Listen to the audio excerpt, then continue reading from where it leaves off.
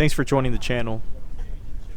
Just to give you a little overview of the whole day, the first half was really rough for me, but by the end of the last 3 hours I limited out. And this first little clip is of me. It's kind of the epitome of the whole first half of the day. Oh man.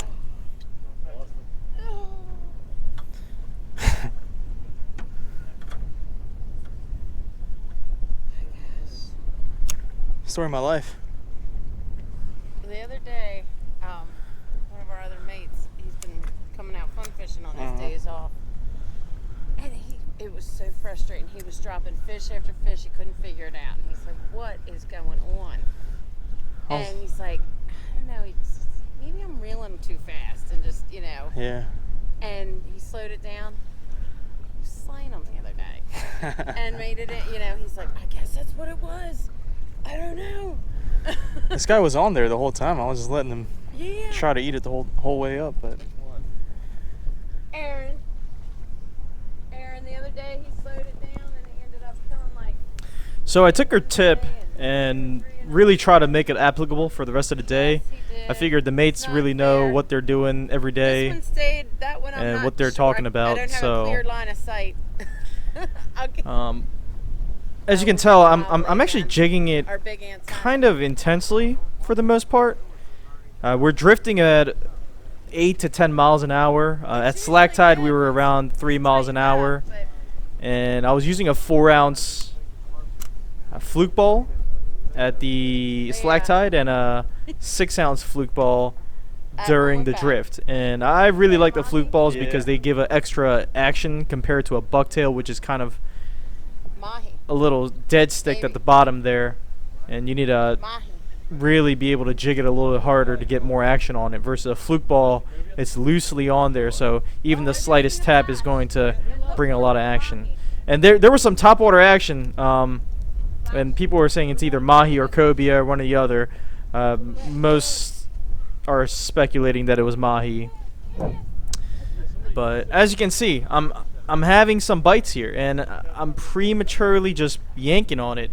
And these flounder, they were really just a little less aggressive today, less aggressive than usual. So they would bite the tail, they would hold on, but they wouldn't really commit. So what I found out was that I would have to let them eat the tail and probably give it a little slight pull, like just a slight pull to make the fish feel like the bait was trying to struggle to get out. And once you give that little slight love tap, what happens is they'll just fully commit to it. So this is just one of those days where you have to be a little extra patient.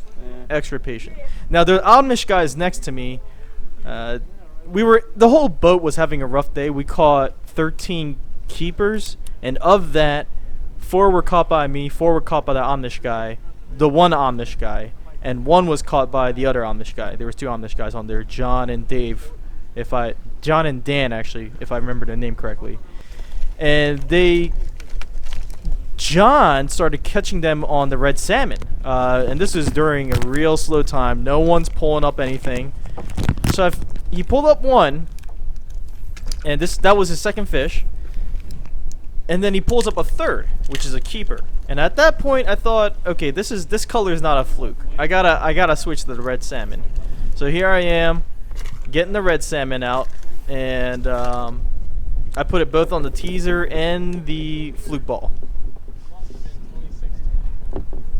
And the first time I just do it on the teaser itself, but then after catching my first one on the teaser, I ended up changing the bottom one with the red salmon as well. And nuclear chicken was alright in the morning, but it really slowed down. And this is another prime example. I was a little premature here, so I'm reeling it up. I thought I had the hook set there, so now I'm just taking my time, real nice and slow. Oh no, we'll have to pray. Yeah, we'll really have to pray. That's what I said. And what happens is, as I'm reeling up, it comes about halfway and it lets go. It just lets go. So when it lets go, they usually say, there's a little trick that they tell you to just put it back on free spool, let it drop right back down, and what will happen is the flounder will come back and eat it. Oh,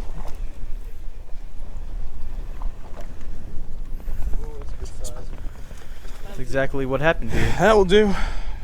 All you need is 16 and a That's half. much better. Was it worth it? I don't know. So I think this wanted one to see all ended the up other being Because they were all about this. 18 to my knowledge, a 17 and a half or 18. So it was a good size starter. This was my first flounder, and as you can tell, Yeah, that salmon color. it's on the salmon color, which was a winner for me. That's it. That'll do. You know what? Whoa. Yeah, you're almost there. Oh. It's right here. Somehow got stuck in the. Just hold that right. Hold it tight. I'm gonna push against you. Okay. There we go. And then come through. And Actually, well, what we could do now is just unbuckle this real quick. well, hold on. Not There you go. quite. I didn't think it would. No, I'm gonna give him a little taggy tag. There we go. Hey. Yeah, dude. I think that'll do. All right. I think it'll keep. Let me get it checked real quick, but Yeah. I'm pretty sure we got it.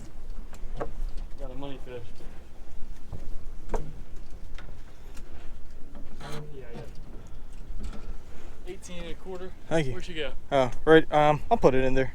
I gotta clean out some sandwiches and whatever. Okay, do you want we have room in our box if you want to Huh? put it back there for now. What do you want? Actually, you mind if I just bleed it in here? You just Do put it what you right in there. Yeah. Do you have scissors? Um, Bleed it. Again, Yeah. I like to bleed all my fish. I think it's quite essential that you bleed them. It really helps with the preserving the fish. If you do, I like to eat all my fish basically within 2-3 days for the most part. But if you do bleed them, they stay very well preserved for over a week. And I actually misstated earlier that the fluke let go. This is actually the clip man. where the fluke's Think it was- coming up halfway, and you'll see I it. don't know. We'll have to see. It'll let go right here. Oh. There it is. Dude, I got it. And I immediately let it free spool again. See, I'm just prematurely like just reeling it in. It's on there. I just gotta let it eat it all the way. Like, I Bring it think back it's- to the it's f- hanging on that tail. Yeah, it's for a hanging while. on the tail. Let it for a while. drop all the way They're back, just being real finicky right now. back to the ground. That's what, That was a Dave nice one did there. when he It's back on. reeled up. And there it is. See It's where right it's back at. on. Is it on there now? I'm He's on giving it there a for little second. love tap, No, he's on there right now. letting it Gotta let him feed. eat it. See, he's Little taps he's right on there. there. And now I'm gonna set the hook. Now you got him? I don't know. It's gotta be on there. He's gonna let go. It was that questionable of a day though. Like you didn't know if they were gonna be there or not. So I don't want to jinx you it. have to be very patient. Every time I pick up the net, it's like fish falls off. I think he's coming now. He was real aggressive with the second hit though. Good.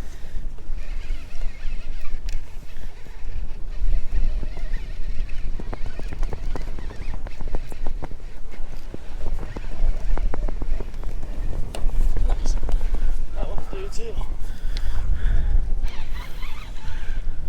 Coming back. Oh yeah. Pick the bucket. Alright. It's a pretty fish. Yeah, he was real aggressive with that second hit. That's all we need. Yeah, look at him. He got it. Oh yeah, he really wanted that one. First one was You did the right thing. yeah. Goodness, and he swallowed this. Just straight up wanted that tail.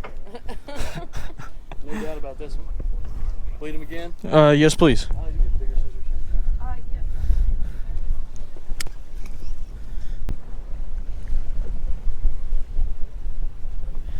Now by this time, I'm just being maybe a little too patient.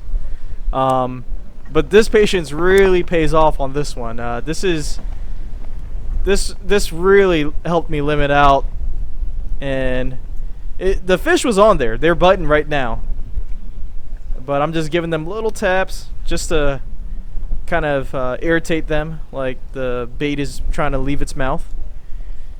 And after probably a minute, I figured, hey, it's probably time to set the hook.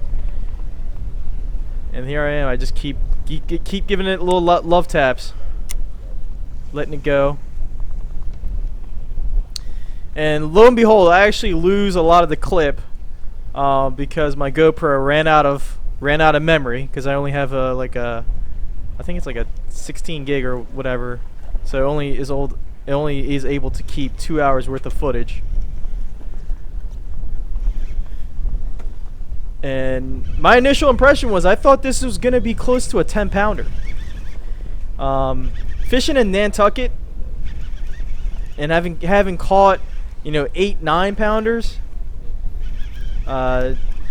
this felt really good, really good. But lo and behold, I lose footage right now, but I pull it up and it's a double keeper. One of them is an 18-inch and the other one being a 24-incher. Yeah, that was crazy. This was a Holy first cow. for me. I've never had a double sweet. keeper. Guess that minute of feeding. Yeah, sure. Round in another one. Oh yeah. And I did let it feed for a whole minute, so never had this in my life. This was great footage for me. Yeah, they should both keep. Yeah. And I caught I believe I caught the 24-inch one on the teaser, Guess I'm catching for the rest of the boat now, right? and the 18-inch one was caught on bleed the This one here. Alright. Oh, yeah. You're in the pool. 18-inch one was caught on the No. fluke ball. So highly recommend a fluke ball. Red salmon really killed it for me today, and yeah, hope you guys enjoyed the footage. My GoPro was angled just a little off, so you couldn't really see much of the rod action per se, but I'm using a 6-foot Tsunami Classic. Hey. Big shout out to Jeff, who really recommended the rod, and Got him? Yeah.